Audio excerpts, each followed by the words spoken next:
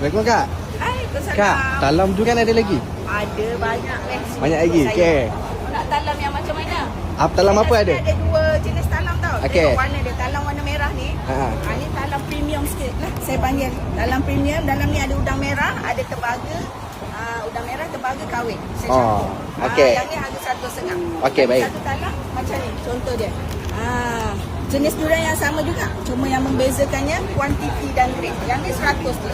Okey, Kak. Buatkan. Saya nak yang RM100 punya. Boleh. Okey, yang dalam 100.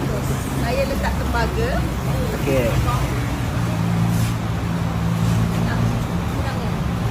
Macam ni. Udang merah. Ni udang merah? Tahu. Ini separuh tau. Belakang ni belum lagi putih. Okey. Udang merah, tembaga. Kita letak lagi udang merah kita. Tengok. Penuh tau isi dia. Okey. Ini kita guna grade A punya. 100. Ada lagi. Kita letak jajan dulu. Ada jajan lagi. Okey. Dengan air.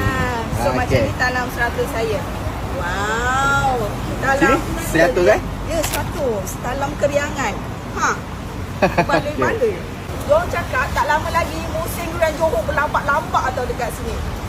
Masa tu jangan korang tak percaya talam kat korang kau ni dah jadi berapa? 50 mungkin? 60? Kita tak tahu. So kena sentiasa follow. Tengok dulu saya punya durian. Okey. Okey, baik. Ni tau, kampung kahwin tangkak Johor. Saya offer je. Kilo 22, ambil 10 kilo 190. Ni tengah orang kata buah baru lagi, baru bubuk. Mana tahu tengah-tengah nanti lagi berapa hari, murah lagi. Okey. Apa lagi ada Kak? Offer, ya Allah, sebab bos tak ada. Ada merepek pula tu sebab bos tak ada kan? Sebab bos tak ada. Sebab bos tak ada, dia jual 280. Tembaga tau, isi memang solid.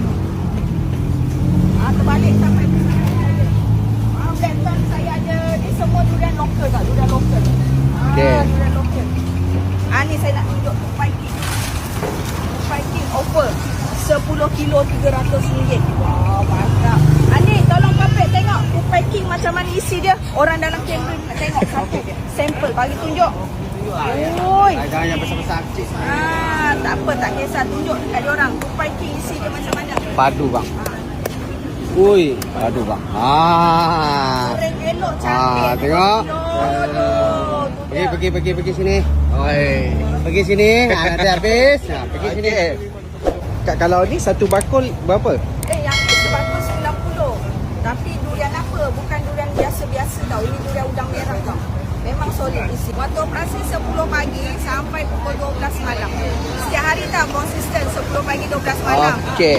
Okey. Kalau kat West korang kena type Medan Selera RHT kota tinggi. Jangan lupa kota tinggi. Okey. Baik Kak. Okey. Terima kasih.